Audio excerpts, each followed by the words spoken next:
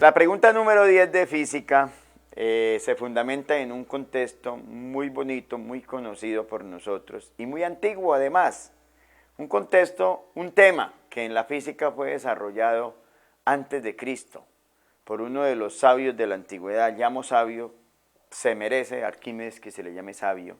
Se le dice también que fue el primer ingeniero de la historia. La ingeniería es la aplicación del saber para cosas prácticas.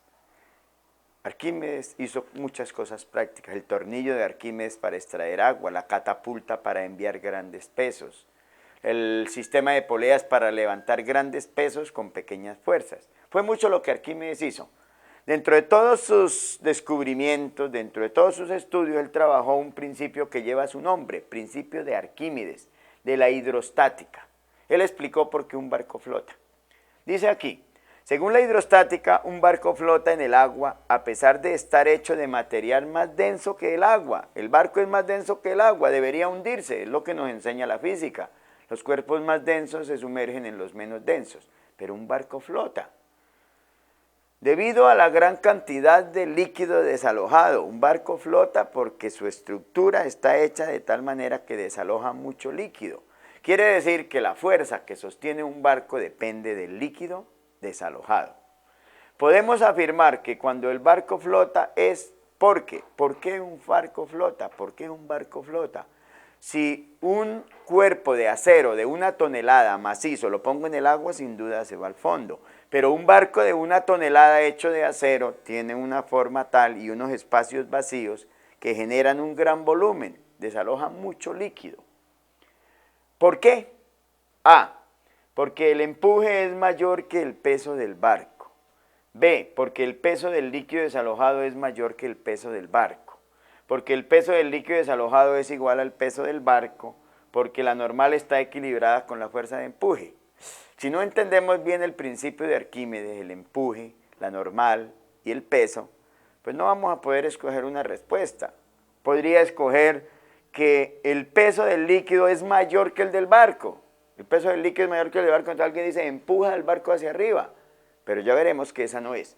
¿Cómo explicamos lo de los cuerpos sumergidos? Pues de una manera muy simple, Si tengo un recipiente con agua y un cuerpo se sumerge en él y es más denso que el líquido, se va al fondo.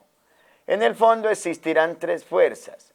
Una fuerza que es el peso del cuerpo, otra fuerza que es la normal, que es la fuerza que la superficie del fondo ejerce sobre el cuerpo, y una tercera fuerza que se llama empuje. El empuje es el peso del líquido desalojado. Esto desalojó un líquido. Ese peso del líquido desalojado es el empuje. Aquí hay un equilibrio. El peso del cuerpo tiene que ser igual a la normal más el empuje. Eso en los cuerpos sumergidos, pero el problema me habla de los barcos. Si yo en lugar de un cuerpo que se sumerja, yo construyo un barco con ese material, pues al barco le doy una forma tal que desaloje una cantidad de líquido para que se mantenga en equilibrio. Cuando el barco está en equilibrio, solo hay 2 fuerzas, ya no hay normal, ya no está en el fondo, ya no hay normal.